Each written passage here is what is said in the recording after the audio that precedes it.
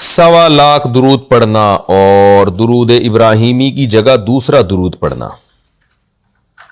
میں 1.25 والا درود پاک شروع کرنا چاہتی ہوں تو کیا میں یہ والا درود پڑھ سکتی ہوں؟ صلی اللہ علی حبیبہ محمد و آلہ و اصحابہ وسلم۔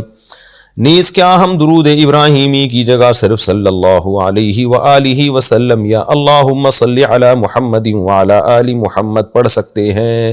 سائرہ صاحبہ انڈیا سے 1.25 درود کا کیا کانسیپٹ ہے یہ مجھے نہیں معلوم کہ آپ 1.25 کیوں پڑھنا چاہتی ہیں؟ 1.5 لاکھ کیوں نہیں پڑھ رہی؟ 1 لاکھ کیوں نہیں پڑھ لی؟ 99,000 کیوں نہیں پڑھ لی؟ تو دیکھیں 1.25 کے بارے میں اگر آپ کوئی حدیث کی وجہ سے پڑھ رہی ہیں تو ایسی میں ہمارے علم میں کوئی حدیث نہیں ہے جس میں 1.25 دفعہ درود پڑھنے کی کوئی خاص فضیلت وارد ہوئی ہو۔ اگر کوئی ہے تو ریفرنس اس کا دے دیا جائے، ہم دیکھ لیں گے۔ تو ویسے درود شریف روزانہ صبح 100 دفعہ صبح اور 100 دفعہ شام کو پڑھنا چاہیے، کیونکہ احادیث میں جو ذکر اذکار آئے ہیں ان کے بارے میں 100 دفعہ صبح تو 100 دفعہ شام کا تذکرہ ہے، جیسے تیسرا کلمہ ہے، چوتھا کلمہ ہے۔ تو اسی طرح کوئی اسی پر قیاس کر کے 100 دفعہ درود شریف بھی صبح شام پڑھ لے کنٹینیو، تو یہ بہت اچھی بات ہے۔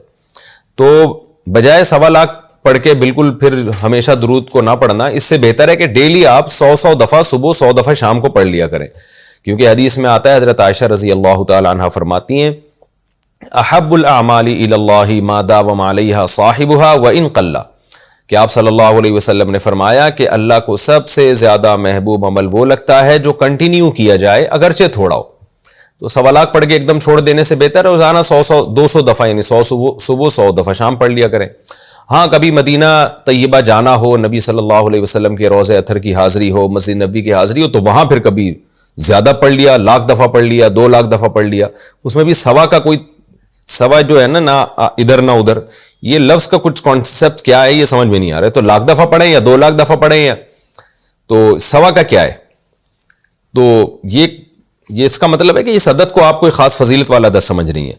باقی پڑھا کون سا درود جائے، تو یہاں جتنے درود آپ نے لکھے ہیں سب ٹھیک ہیں، ان میں سے کوئی بھی پڑھا جا سکتا ہے۔ درود ابراہیمی بھی پڑھا جا سکتا ہے، اور جو درود آپ نے بیان کیے وہ بھی ٹھیک ہیں۔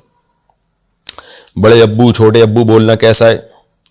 آج کل جو رواج ہے کہ تایا اور چچا کو بڑے ابو اور چھوٹے ابو بولتے ہیں، کیا یہ بول سکتے ہیں؟